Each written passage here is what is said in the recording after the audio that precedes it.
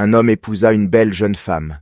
Il l'aimait beaucoup. Un jour, elle développa une maladie de peau. Peu à peu, elle commença à perdre sa beauté. Un jour, son mari partit en voyage. À son retour, il eut un accident et perdit la vue.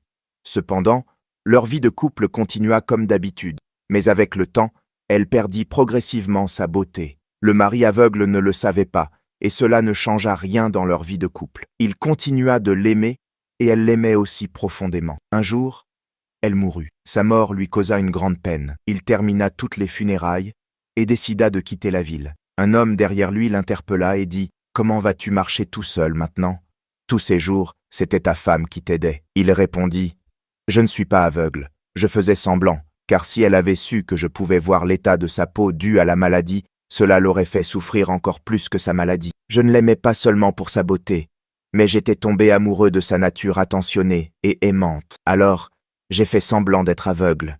Je voulais seulement la rendre heureuse. Quand tu aimes vraiment quelqu'un, tu es prêt à tout pour rendre cette personne heureuse. Et parfois, il est bon de faire semblant d'ignorer les défauts de l'autre pour être heureux. La beauté s'efface avec le temps, mais le cœur et l'âme restent toujours les mêmes. Aime la personne pour ce qu'elle est à l'intérieur, et non pour son apparence extérieure. Il était une fois un homme très pieux. Cette nuit-là, il traversait un champ pour rentrer vite chez lui. À un moment, il eut très faim. Comme il passait sous un manguier, il décida de cueillir une grosse mangue et de la manger. Mais quand il arriva chez lui, une petite voix au fond de lui rappela qu'il avait péché, car cette mangue ne lui appartenait pas. Le lendemain, dès l'aube, il partit à la recherche du propriétaire du champ où se trouvait le manguier. Quand il le retrouva, il passa toute la journée à s'excuser. Mais ce dernier refusa, et plus cruel encore, il dit que même dans l'au-delà, il ne lui pardonnerait jamais. Le jeune homme le suivit jusqu'à chez lui. Du matin au soir, il lui demanda pardon, le supplia, s'agenouilla pendant longtemps, pleura, et n'en pouvant plus,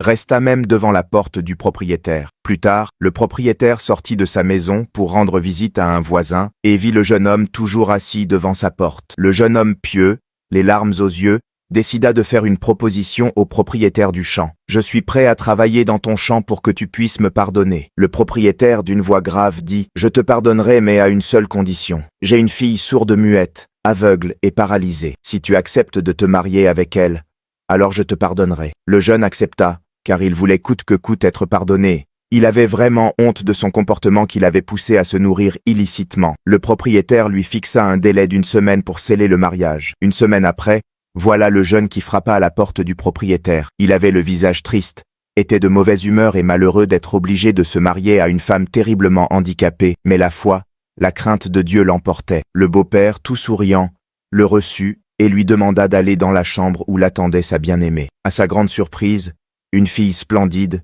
d'une grande beauté, avec un sourire éclatant et une démarche gracieuse, vint à sa rencontre. Le jeune n'en crut pas ses yeux. On lui avait pourtant promis une femme aveugle, sourde, muette et paralysée. Or celle qui venait était la plus parfaite et la plus belle créature au monde. Elle prit la parole et dit « Mon père t'a dit que je suis aveugle. C'est vrai, je n'ai jamais regardé dehors.